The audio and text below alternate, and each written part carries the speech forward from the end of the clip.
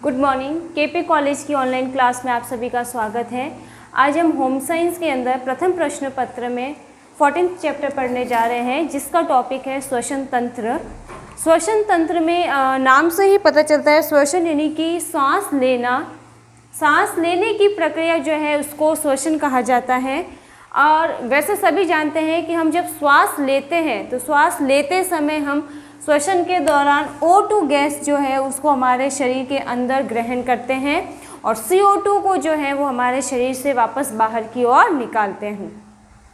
तो हमारे नासागृह के द्वारा यानी कि नाक के माध्यम से O2 गैस को हमारे श्वास नली से होता हुआ हमारे फेफड़ों तक ले जाना, यानी कि O2 गैस को हमारे शरीर की अंदर की ओर लेना ही श्वसन कहलाता है।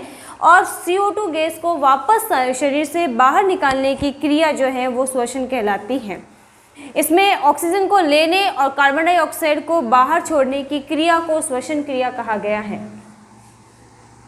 O2 गैस को शरीर में लेने व CO2 गैस को शरीर से बाहर करने की क्रिया को श्वसन क्रिया कहते हैं।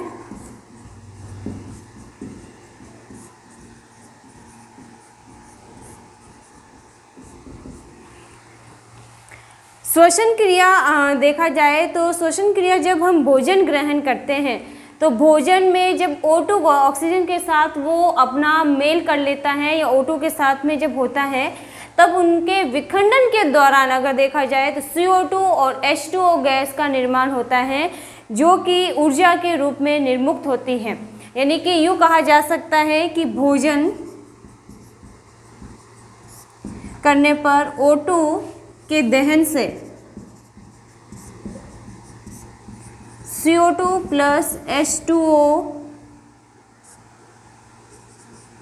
यानी कि ऊर्जा की प्राप्ति होना। यानी कि जैसे ही हमने भोजन ग्रहण किया तो भोजन हमारे शरीर में जाकर O2 के साथ संग्रहित हो जाता है और उनके दोनों के विखंडन की क्रिया, दहन यानी कि विखंडन पर CO2 गैस का निर्माण होता है और जल के रूप में यह निर्मुक्त होती है और बाद में यह ऊर्जा का रूप ग्रहण कर लेती है। यानी कि हमारे शरीर को कार्य करने की ऊर्जा जो है इसी के द्वारा प्राप्त होती है। वैसे अगर देखा जाए तो श्वसन की प्रक्रिया दो तरीके से होती है, जिसमें देखा जाए तो एक श्वसन की प्रक्रिया जिसको हम कह सकते हैं कि श्वास को लेना, और दूसरी प्रक्रिया जो है उसको कहा जा सकता है श्वास को छोड़ना। यानी कि श्वसन की क्रिया विधि दो तरीके से होती है।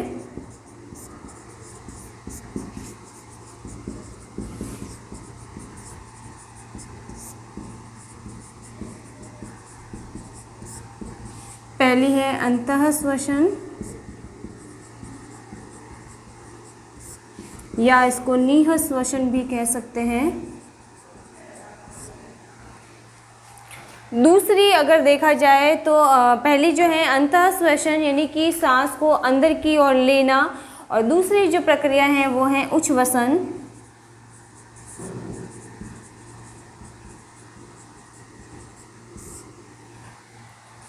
अंतः यानी कि अंदर लेना, नीह श्वसन यानी कि अंदर लेना, यानी कि श्वास को लेना, श्वास अंदर लेना। उच्छ्वसन श्वास छोड़ना।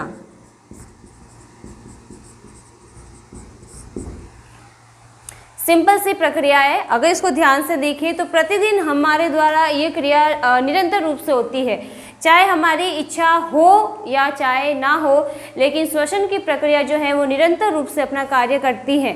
श्वसन क्रिया के दौरान निरंतर ही वायु जो है वो फेफड़ों के अंदर भरती है और निकालने की क्रिया भी है जो लगातार चलती रहती है। फेफड़ों में वायु भरने और निकालने की क्रिया को श्वास एवं प्रश्वास की क्रिया भी कह सकते हैं। सांस लेने से जो हवा है वो फेफड़ों में पहुंचती है और वायु कोशों के अंदर जाती है, जिससे वायु कोश फूल जाते हैं और फेफड़े जो हैं वो फैल जाते हैं और श्वास छोड़ते समय हवा जो है वायु कोश से दबाव के द्वारा बाहर निकलती है, फेफड़े वापस सिकुड़ जाते हैं और यही जो हवा है वो हमारे नासाग्रह से होती हुई वापस शरीर से बाहर की ओर निकाल दी जाती है। यह प्रक्रिया अगर देखें तो दो तरीके से होती है, अंतःश्वसन और उच्छ्वसन। अंतःश्वसन जब हमने श्वास को अंदर की ओर लिया और उच्छ्वसन जब हमने श्वास को वापस नाक के माध्यम से बाहर की ओर निकाला, जो कि एक गर्म वायु के रूप में हमारे शरीर से बाहर की ओर निकलती है। अंतःश्वसन में अगर देखें तो सबसे पहले जब हम श्वास लेते हैं तो मनुष्य का जब श्वास की प्रक्रिया देखें, अगर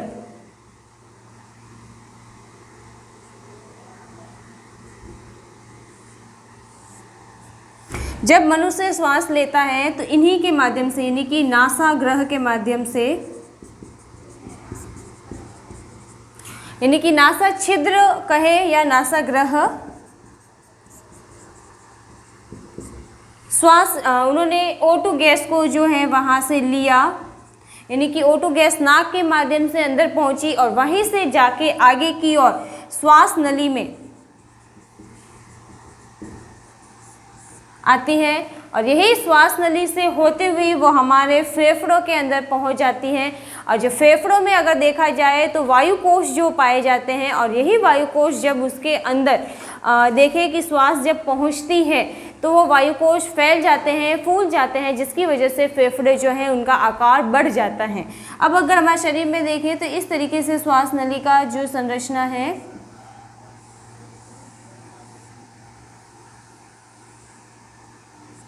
ऐसे फेफड़े बने हैं। तो अब ये जो श्वास नली है,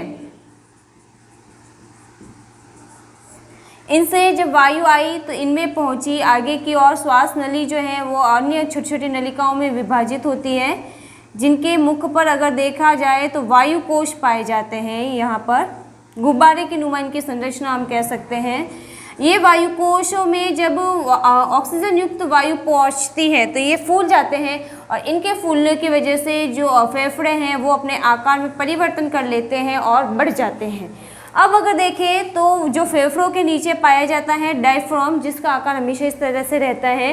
जैसे ही फेफड़ों में वायु पहुंचती है वो फूलते हैं तो ये डायफ्राम जो है खिसक कर नीचे की ओर आ जाता है, यानी कि फेफड़ों को फूलने के लिए अपनी जगह देता है। यानी कि नासाग्रह या नासा छिद्र के माध्यम से O2 युक्त वायु को श्वास नली से होता हुआ फेफड़ों के अंदर वायु कोशों में पहुंचाना, जिसकी वजह से फेफड़े जो हैं फूल जाते हैं और फैल जाते हैं और डायफ्राम नीचे हो जाता है। तो इस पूरी प्रक्रिया को अगर देखें तो अंतःश्वसन या निःश्वसन की प्रक्रिया कहा जाता है।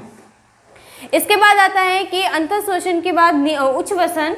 यही क्रिया वापस उल्टे तौर पे दोहराई जाती है, जिसमें डायफ्राम जो है वापस पहले वाली स्थिति में ऊपर की ओर आ जाता है और वो फेफड़ों पर दबाव डालता है, जिससे फेफड़े जो हैं सिकुड़ जाते हैं। सिकुड़ने की वजह से इन्हीं वायु कोशों से वापस जो CO2 युक्त गैस है वो श्वास नली से होती हुई हमारे नासा छिद्रों के द्वारा बाहर निकाल दी जाती है, जिसको कहा जाता है उच्छ्वसन। यानी कि एक सिंपल सी प्रक्रिया के तौर पे देख सकते हैं कि नाक के माध्यम से, वापस रिपीट कर रही हूँ, नाक के माध्यम से O2 युक्त गैस को श्वास नली से होता हुआ फेफड़ों में वायु कोशों के अंदर पहुंचाया जाता है, जिससे वायु कोश O2 युक्त गैस आने पर फूल जाते हैं और फेफड़े जो हैं फैल जाते हैं, जिससे फेफड़ों के नीचे डायफ्राम पाया जाता है और यही डायफ्राम है नीचे खिसक जाता है और फेफड़ों को फूलने के लिए जगह देता है। ये हो गई प्रक्रिया अंतःश्वसन की। अब आता है उच्छ्वसन। उच्छ्वसन में डायफ्राम वापस पहले वाली स्थिति में, यानी कि ऊपर की ओर हो जाता है, फेफड़ों पर दबाव डालता है, जिससे फेफड़े सिकुड़ जाते हैं और वायु के कोशों से CO2 युक्त गैस जो है वापस श्वास नली से होती हुई नासाग्रह के माध्यम से निकाल दी जाती है, जिसको कहा जाता है उच्छ्वसन। अब अगर देखें फेफड़े, तो फेफड़ों के जो कार्य हैं, फेफड़े यह जो है रक्त को ऑक्सीजन से संयुक्त करते हैं, यानी कि हमारे रक्त में O2 गैस को मिलाने का कार्य करते हैं और कार्बन डाइऑक्साइड जैसी गैस जो है, विषैली गैस को, उसको जो है रक्त के अंदर से बाहर निकालने का कार्य करते हैं। यानी कि विषाक्तता को कम करते हैं और रक्त में O2 गैस की मात्रा को बनाए रखने का कार्य करते हैं। यह रक्त को साफ करने में अहम भूमिका निभाता है। रक्त द्वारा लाया गया कार्बन डाइऑक्साइड तथा वाष्प फेफड़ों में पहुंचती है, जहां से श्वास छोड़ने पर जो श्वास है वो उच्च थोड़े से तापक्रम के साथ में हमारे नाक के द्वारा बाहर निकाल दी जाती हैं और इसे श्वास लेने की क्रिया तथा श्वास छोड़ने की क्रिया के रूप में जाना जाता है। श्वास लेने की क्रिया यानी कि अंतःश्वसन या निःश्वसन और श्वास छोड़ने की क्रिया यानी कि उच्छ्वसन इसको कहा जा सकता है। यह शारीरिक ताप को संतुलित करती है, यानी कि जब हम श्वास लेते हैं तो ठंडी वायु हमारे शरीर में जाती है और बाद में वापस हमारे शरीर की जो गर्म वायु है वो श्वास छोड़ने पर बाहर की ओर निकल जाती है, जिससे हमारे शरीर का अगर देखें तो तापमान जो है नियंत्रित बना हुआ रहता है। वयस्कों में श्वास गति 1 मिनट में 15 से 18 बार होती है तथा बच्चों में इसकी गति इससे भी अधिक बार होती है, यानी कि ये हमारे श्वास की गति को भी नियंत्रित एवं नियंत्रित रखने का कार्य करती हैं।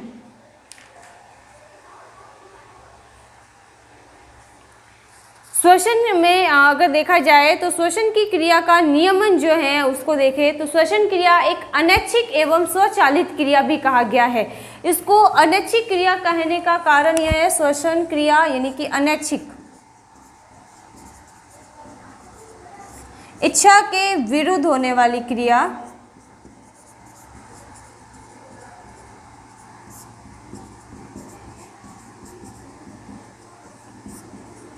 यानी कि जिसपे हमारा कोई कंट्रोल नहीं है, क्योंकि हम कितनी भी कोशिश करें हमारी श्वास को ज़्यादा समय तक नहीं रोक सकते हैं।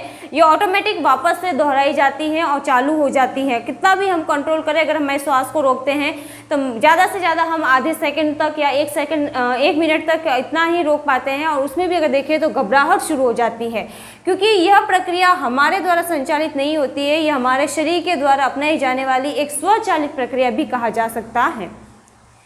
यही कारण है कि जब हम सोते हैं अथवा शारीरिक मानसिक कार्यों में व्यस्त होते हैं, चाहे हम खेल रहे हो, कूद रहे हो या कोई भी कार्य कर रहे हो, चाहे वो मानसिक तौर पे हो, सोते समय हो या फिर हम जब नींद में भी है, गहरी नींद में, तब भी अगर देखा जाए तो यह प्रक्रिया जो है अनैच्छिक रूप से यानी कि हमारे बिना इच्छा के भी स्वचालित रूप से चलती रहती है। और इसको अनैच्छिक क्रिया इसलिए कहा गया है क्योंकि इस पर हमारा कोई कंट्रोल नहीं रहता है और ये नियमित रूप से अपनी जो कार्य करने की दर है को नियंत्रित एवं नियमित रखती हैं और बिना किसी के कारण भी बाधित हुए अपना कार्य जो है निरंतर रूप से करती ही रहती हैं। अब अगर कई बार ऐसी स्थिति भी उत्पन्न हो जाती है कि जब श्वास लेने में कठिनाई हो या श्वसन की दर प्रक्रिया नहीं हो पाती है, तो उस समय कृत्रिम श्वसन जो है वो प्रदान किया जाता है। कृत्रिम श्वसन प्रदान करने का मतलब ये है कि व्यक्ति स्वयं अपने द्वारा श्वास नहीं ले सकता है, उसको अन्य किसी माध्यम के द्वारा श्वास दी जाती है। यानी कि जब किन्हीं कारणों से स्वतः श्वास लेने की क्रिया रुक जाती है, परंतु हमारी जो हृदय की धड़कन है फिर भी जारी रहती है, लेकिन श्वास नहीं ले पा रहा है कोई व्यक्ति, तो ऐसी परिस्थिति में उसको कृत्रिम श्वास जो है देकर रोगी की जान की रक्षा की जा सकती है। अब अगर देखा जाए तो किसी औषधि के अत्यधिक सेवन आदि कारणों से भी श्वास की क्रिया रुक सकती है, अथवा मुंह अथवा गले में कई बार कोई कीचड़ चले जाने, बालू, म्यूकस, रक्त या कोई गंदा पानी चले जाने या किसी अन्य कारणवश भी अगर देखें तो कोई श्वास मार्ग में अगर कोई चीज़ फंस जाती है या रुकावट डाल देती हैं, तो उस समय श्वसन की जो प्रक्रिया है वो बाधित हो जाती है। लेकिन हृदय की जो क्रिया है फिर भी निरंतर रूप से चलती रहती हैं और जब तक हृदय धड़कता रहता है तब तक कृत्रिम श्वास देकर एक व्यक्ति की जान बचाई जा सकती है। और उसको श्वास देने के लिए अगर देखा जाए तो कृत्रिम रूप से श्वास देना यानी कि जो अन्य व्यक्ति है, दूसरे व्यक्ति जो है वो अपने मुख के माध्यम से उस रोगी व्यक्ति या वह व्यक्ति जिसको श्वास नहीं आ रही है उसको मुख पर अपने मुख के माध्यम से श्वास दे सकता है और उसकी जान को बचा सकता है। श्वास देने से पहले ये ध्यान देखना चाहिए कि हृदय धड़क रहा है अथवा नहीं। अगर हृदय की धड़कन बंद हो गई है तो कृत्रिम श्वास देने से कोई भी फायदा नहीं हो सकता, क्योंकि व्यक्ति की मृत्यु हो गई है। और हृदय की धड़कन की जांच कर हम देख सकते हैं कि अगर हृदय धड़क रहा है तो उस समय व्यक्ति को तुरंत उसको श्वास दी जा सकती है और श्वास देकर उसकी जान बचाई जा सकती है। कृत्रिम श्वसन का अगर उस उद्देश्य देखें तो कृत्रिम श्वसन का पहला उद्देश्य यह है कि तुरंत किसी रोगी व्यक्ति को उसको श्वास देना ताकि उसकी जान बचाई जा सके। कृत्रिम श्वसन द्वारा वक्ष स्थल पर उसी क्रम से दबाव जो है वो डाला जाता है, यानी कि बार बार उसके वक्ष स्थलों को बार बार प्रेस किया जाता है, जिससे कि मच्छन और जो पेशिया हैं वो दोनों सम्मिलित रूप से अगर देखें तो दबाव डालकर वक्ष गुहा पर उनमें क्रमानुसार क्रम करती रहती हैं और पुनः उन्हें बढ़ाती रहती हैं। फलतः हवा का आवागमन जो है व्यक्ति के शरीर में वो स्वाभाविक रूप से हो सकता है। शरीर के कई अति महत्वपूर्ण जो जैविक केंद्रों हैं एवं अंगों हैं उनको जीवित रखा जा सकता है। कृत्रिम श्वास द्वारा श्वसन केंद्रों को उत्तेजित किया जा सकता है ताकि जिससे श्वसन क्रिया जो है स्वतः ही व्यक्ति में प्रारंभ हो सके। कृत्रिम श्वास तब तक दी जानी चाहिए जब तक कि आक्रांत व्यक्ति जो है वह स्वतः ही श्वास लेना शुरू नहीं कर देता है, और उस व्यक्ति को जब श्वास शुरू हो जाती है तब हम कृत्रिम श्वास देना बंद कर सकते हैं और अब व्यक्ति की जान बचाई जा सकती है।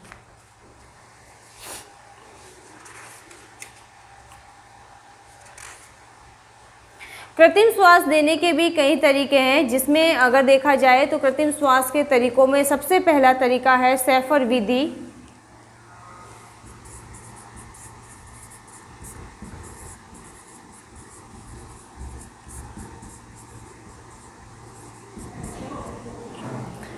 दूसरी विधि जो है वो है ईवा रॉकिंग विधि।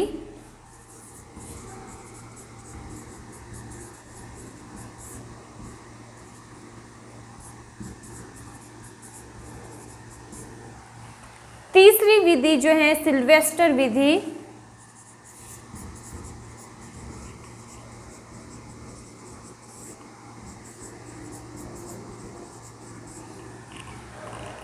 फोर्थ है मुख से मुख श्वसन।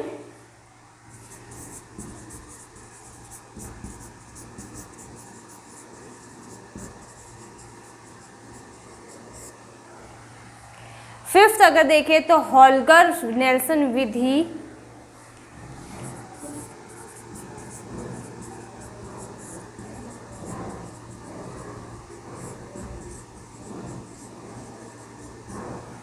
ये जो कुछ विधियां हैं जिनको अपनाकर अगर देखा जाए तो उपचारात्मक द्वारा यानी कि हाथों के द्वारा कृत्रिम श्वास दिया जा सकता है। और उसके अलावा जो दूसरी विधि और है उसमें यांत्रिक विधि में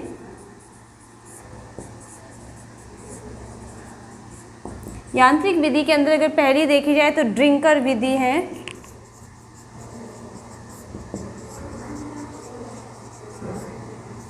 और जो दूसरी विधि है वो है ब्रैक पॉल पल्सेटर।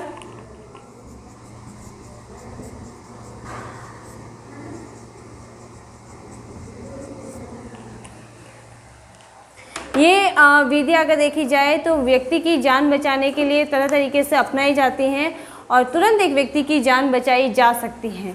उसके बाद आते हैं श्वसन तंत्र के कार्य। श्वसन तंत्र का कार्य सबसे पहला है उत्सर्जन, क्योंकि जब हम श्वास लेते हैं तो श्वास के माध्यम से O2 गैस हमारे शरीर में पहुंची, उसके पश्चात हमारे शरीर में कई तरह के हानिकारक विषैले तत्व जो हैं वो उनका निर्माण होता है, साथ में ही CO2 गैस का निर्माण होता है। तो उसको वाष्पशील गैस के रूप में हमारे शरीर से वापस बाहर की ओर निष्कासित किया जाता है, जिसमें कीटोन बॉडीज, अल्कोहल, जल वाष्प, अमोनिया, CO2 गैस आदि जो हैं वो शरीर से बाहर निकाल दिए जाते हैं। फिर आता है अवशोषण। अवशोषण फेफड़ों के द्वारा अगर देखा जाए कई प्रकार की गैस जो है वाष्पशील दवाइयों जो हैं वो रक्त में अवशोषित कर ली जाती हैं, जिसमें दमा के रोगी को श्वास मार्ग में वाष्पशील दवाइयाँ दी जाती हैं। उसके बाद आता है अम्ल एवं क्षार का संतुलन। जो हम जो श्वसन तंत्र के द्वारा जो हम श्वास लेते हैं तो इस तंत्र के द्वारा जो हमारे शरीर में अम्ल और क्षार का भी संतुलन बना रहता है। और रक्त में अगर देखें तो CO2 की मात्रा जो है उसको स्थिर रखा जाता है, यानी कि उसको बढ़ने से हमेशा रोका जाता है। रक्त का जो pH बैलेंस है वह नियंत्रित रहता है और क्षारीय आरक्षण जो है उसका स्थिर बनाया रखा जा सकता है। उसके अलावा आता है गैसों का आदान प्रदान। तो गैसों का आदान प्रदान में यूँ कहा जा सकता है कि जब हम श्वास लेते हैं तो O2 युक्त वायु जो है वो हमारे शरीर में जाती हैं, जो कि फेफड़ों में पहुंचकर रक्त में मिल जाती हैं और रक्त को शुद्धिकरण का कार्य करने में सहायता करती हैं। यानी कि यूँ कहा जा सकता है कि रक्त में O2 का पाया जाना शुद्ध रक्त की पहचान है।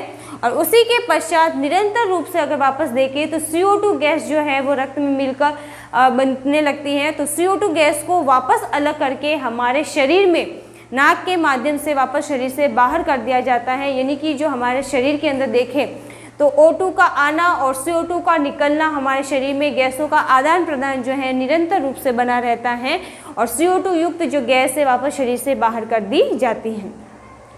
फिर आता है ताप का संतुलन। ताप का संतुलन हम यूँ कह सकते हैं कि जब हम श्वास लेते हैं तो बाहरी वातावरण की जो वायु है वो ठंडी रहती है, लेकिन हमारे शरीर के अंदर की जो वायु है उसका टेम्परेचर ज़्यादा रहता है। और जैसे ही हमने श्वास ली तो ठंडी वायु हमारे शरीर में पहुंची और जो कि हमारे शरीर के तापमान के अनुकूल बदलकर वापस वो जो उच्च तापमान युक्त जो वायु है वो हमारे शरीर से वापस जब हम उच्च श्वसन की प्रक्रिया करते हैं, यानी कि जब श्वास छोड़ते हैं तो वो जल वाष्प के रूप में, ऊष्मा के रूप में हमारे नाक के माध्यम से बाहर निकाल दी जाती है और जो हमारे शरीर का तापमान है उसको संतुलित बनाया रखा जा सकता है। फिर आता है जल संतुलन। फेफड़ों के द्वारा शरीर में उपस्थित जल का संतुलन बनाए रखने में भी अहम भूमिका निभाते हैं, क्योंकि जब हम श्वास छोड़ते हैं तो श्वास में थोड़ी सी नमी और जल वाष्प की मात्रा पाई जाती है, जो कि हमारे शरीर से श्वास छोड़ने पर बाहर निकल जाती है और हमारे शरीर में अगर देखें तो जल का संतुलन जो है वो नियमित रूप से बना हुआ रहता है।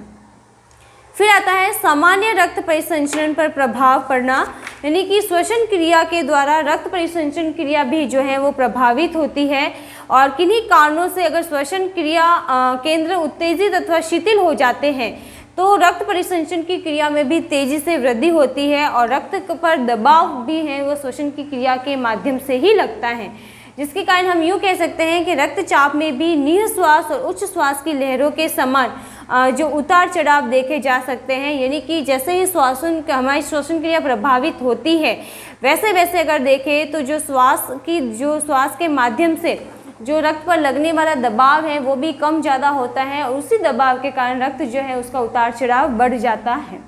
स्वर उत्पादन। स्वर भी एक प्रकार की श्वसन क्रिया है, सही संपन्न होता है, यानी कि उच्च श्वास के साथ ही हम देखें तो स्वर की उत्पत्ति होती है।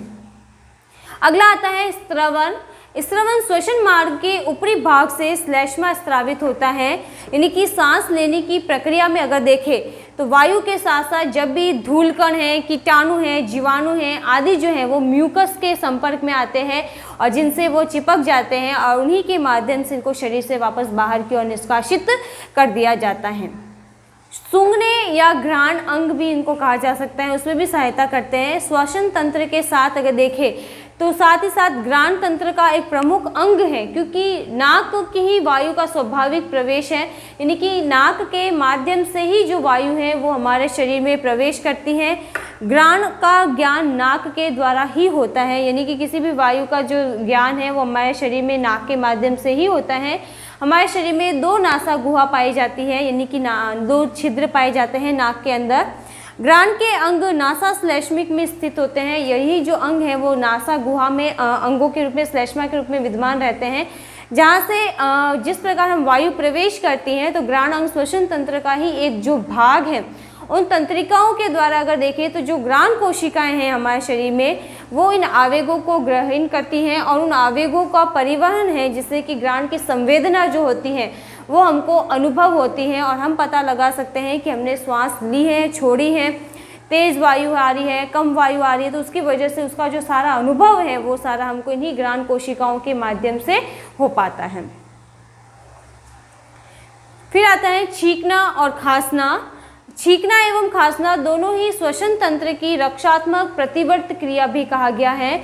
जब भी कोई वस्तु जब हमारे श्वास मार्ग में पहुंचती है और श्वसन तंत्र में पहुंचने के कारण श्वास नली में खराश उत्पन्न कर देती है, जिसकी वजह से अगर देखें तो रक्षात्मक प्रतिवर्त क्रिया के रूप में हमको खांसी आती है या हम छींकने लगते हैं, जिससे जो भी वस्तु हमारे श्वास नली के अंदर प्रवेश की गई थी, अवरुद्ध हो गई थी श्वास नली, यानी कि श्वास नली में रुकावट आ रही थी बीच में आने की वजह से, तो वो छींकने या खांसने की वजह से वापस शरीर से बाहर हो जाती है और जो छींकने और खांसने की प्रक्रिया है वो स्वाभाविक रूप से संपन्न होती है। तो ये जो कार्य थे श्वसन तंत्र के, जिनके बारे में हमने पढ़ा। तो ये जो श्वसन तंत्र है कैसे कार्य करता है, आज हमने इसके बारे में पढ़ा। आपको कोई भी क्वेरी है या कोई क्वेश्चन है तो आप इस नंबर पे कांटेक्ट कर सकते हैं। Thank you.